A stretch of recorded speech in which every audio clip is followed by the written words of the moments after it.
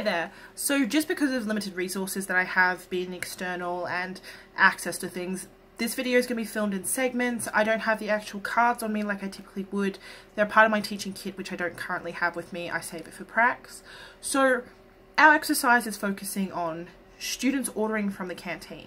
Now I know this sounds arbitrary in a sense, but it allows you to build in stages to address different student needs, and it's a good fun exercise that's very good for the age demographic we've chosen, which is a year 7 basis, but on the ESL skills levels they vary in their skills. For example, 2 of the students we've identified as being related, speaking a different language, but it's a European language. Because of that, their schooling exposure in a European country, France, would allow them to encounter English more commonly, whereas more rural or remote countries that don't see a high European English dominant language basis, such as Korea, would see it only in practiced institutionalized settings where they are learning, or in specialized tourist opportunities, and that's normally only at a later and older age. So it varies more, and I'll introduce that more within my actual assignment.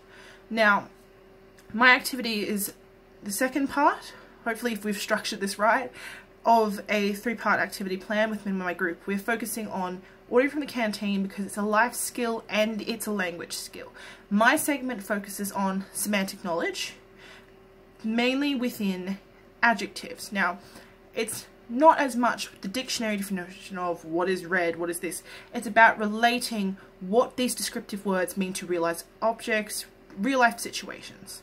So that's why we've chosen for this segment to focus on just adjectives and relations to visual stimulus, and focusing on introducing those adjectives into a sentence formula structure for an adjective phrase that allows them to then repeat it and use it. It allows them to quantify what they want specifically and removes that little bit of error.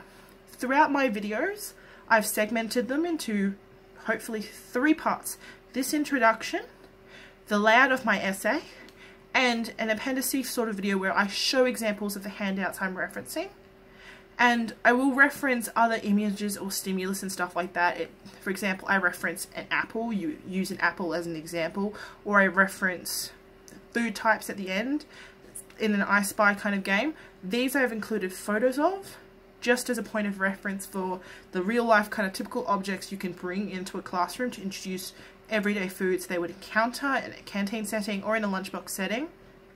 And I'll be putting those within the comments and embedding them, but depending on how the Moodle site works, you may not see them clearly. Any issues, or you wish to contact me about my work just to get a point of reference into my thinking or any resources I've considered, please contact me. I'll happily provide anything you need.